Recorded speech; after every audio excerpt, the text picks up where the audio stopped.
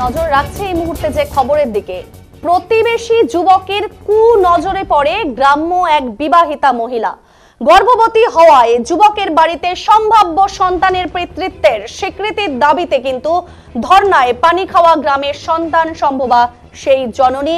এই মুহূর্তে সেই ছবি আপনাদের সামনে রাখছি যে একেবারে প্রতিবেশী যুবকের কুনজরে পড়েছে গ্রাম্য বিবাহিত এক মহিলা। গর্ভবতী হওয়ায় যুবকের বাড়িতে সম্ভাব্য সন্তানের পিতৃত্বের স্বীকৃতির দাবিতে ধর্নায় পানি খাওয়া গ্রামের সন্তান সম্ভবা সেই জননী।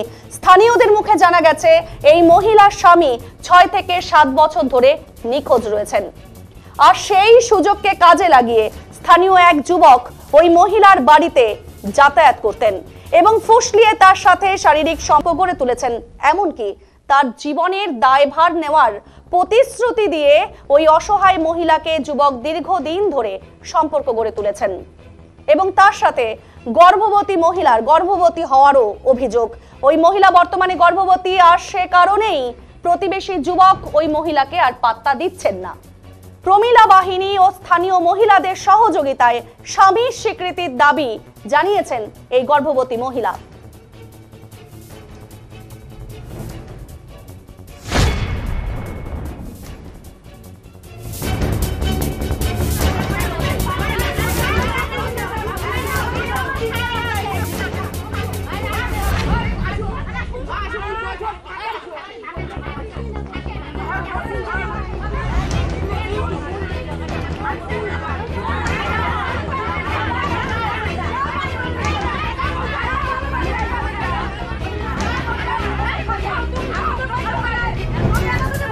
দেখছেন একেবারে স্থানীয় মহিলারা এবং প্রমিলা বাহিনী মিলে কিন্তু সেই স্বীকৃতি পাইয়ে দেবার জন্যই সেই যুবকের বাড়িতে এসেছেন এবং যেহেতু সেই প্রতিবেশী যুবক ওই মহিলাকে আর পাত্তা দিচ্ছেন না বলে অভিযোগ উঠেছে, তাই প্রমিলা বাহিনী ও স্থানীয় মহিলাদের সহযোগিতায় স্বামীর স্বীকৃতির দাবিও জানাচ্ছেন কিন্তু এই গর্ভবতী মহিলা।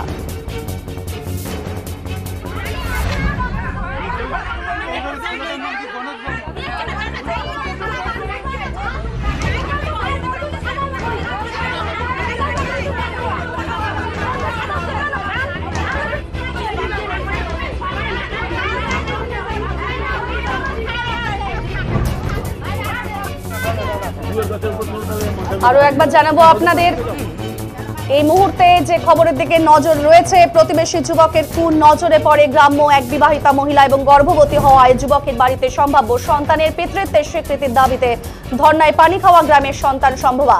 স্থানীয়দের মুখে জানা গেছে এই মহিলার স্বামী 6 থেকে 7 বছর ধরে নিখোঁজ রয়েছে। সেই সুযোগে স্থানীয় এক যুবক ওই মহিলার বাড়িতে যাতায়াত করত এবং ফুসলিয়ে তার সাথে শারীরিক সম্পর্ক গড়ে তোলে। এমনকি তার জীবনের দায়ভার নেওয়ার প্রতিশ্রুতি দিয়েছে এই অসহায় মহিলাকে এবং যুবক দীর্ঘদিন ধরে সম্পর্ক গড়ে তুলেছেন। এই মহিলা বর্তমানে গর্ভবতী, আর সে কারণেই প্রতিবেশী যুবক এই মহিলাকে আর পাত্তা দিচ্ছেন না বলে অভিযোগ উঠেছে। তাই প্রমিলা বাহিনী ও স্থানীয় মহিলাদের সহযোগিতায় স্বামীর স্বীকৃতির দাবিও জানিয়েছেন এই গর্ভবতী মহিলা।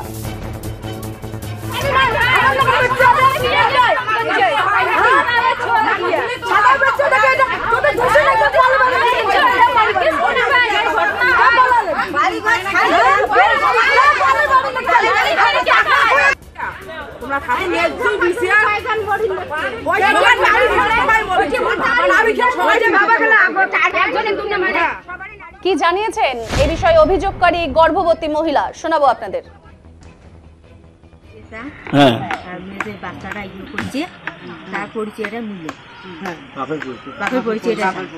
কতদিন থেকে তোর সাথে উঠে বসে? 4 বছর থেকে।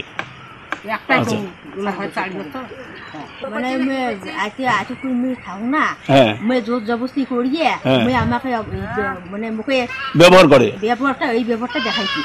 আচ্ছা, তোমার বাড়িতে আসিয়া না তুই আমার বাড়ি যাইস? আমি তো মুই মুই বাড়ি না যাও, মুই আমার বাড়ি আসছি। আচ্ছা, মুই আসি এই ব্যবহারটা করছি, প্রত্যেক দিন এসে? প্রত্যেক দিনই আসি।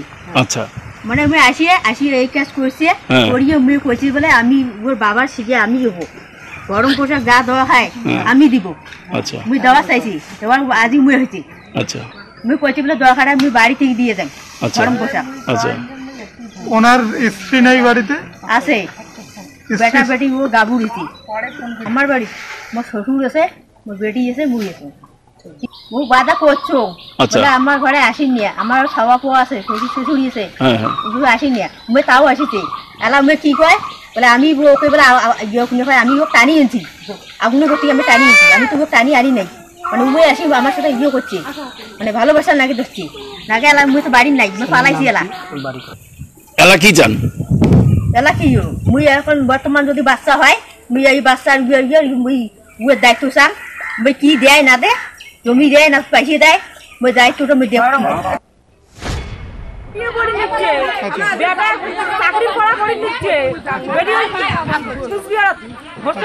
বেটা দিন ভাড়া বাড়ি, আর তার মধ্যে দিয়ে বাপি কি করলে?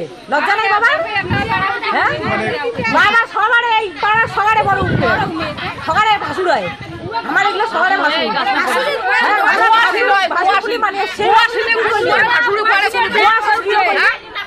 আপনারা এখানে আসছেন, এখন কি কথা হলো এখানে?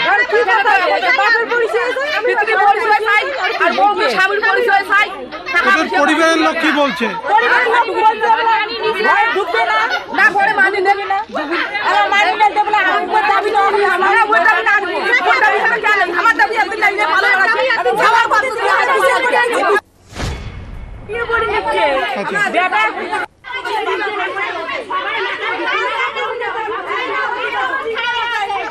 এ বিষয়ে স্থানীয় গ্রাম পঞ্চায়েত সদস্য দ্বিজেন্দ্রনাথ রায় সরকার কি জানিয়েছেন এই বিষয়ে শোনাবো আপনাদের।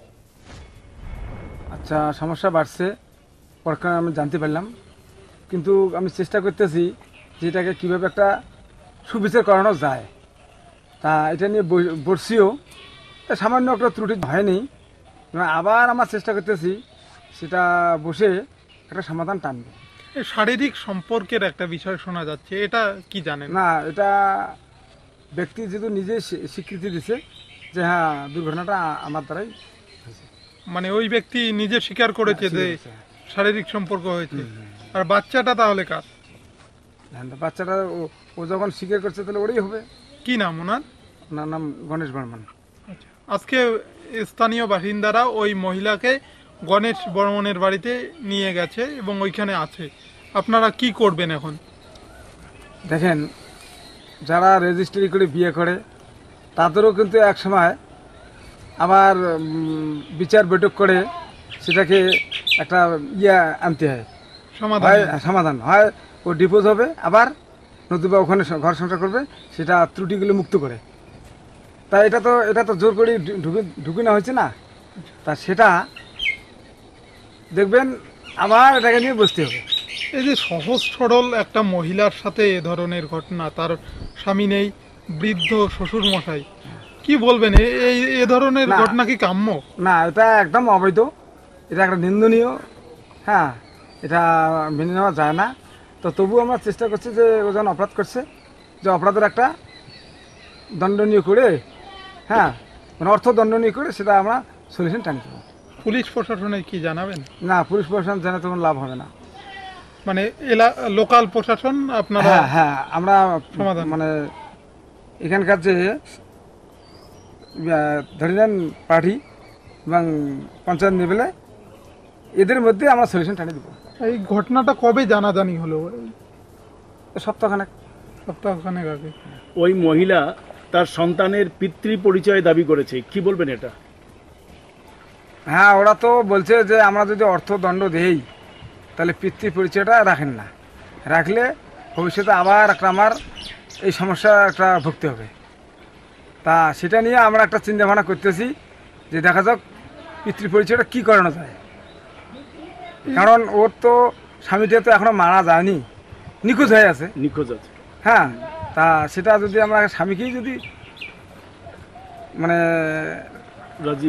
মানে পিতা হিসেবে করি, তাতে মনে হয় অতটা ভুল হবে না। এই শারীরিক সম্পর্কটা কতদিন আগে হয়েছিল?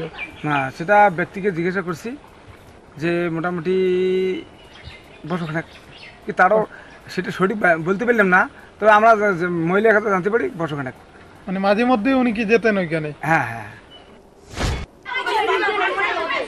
তবে এ বিষয়ে সিতাই থানার আইসি রিপাঞ্জন দাস ফোন মারফত জানিয়েছেন ঘটনাটি তিনি শুনেছেন, কিন্তু কোনো পক্ষ থেকেই থানায় কোনো লিখিত অভিযোগ জানানো হয়নি। উভয় পক্ষের যে কোনো পক্ষই লিখিত নালিশ জানালে বিষয়টি খতিয়ে দেখা হবে বলে কিন্তু তিনি জানিয়েছেন।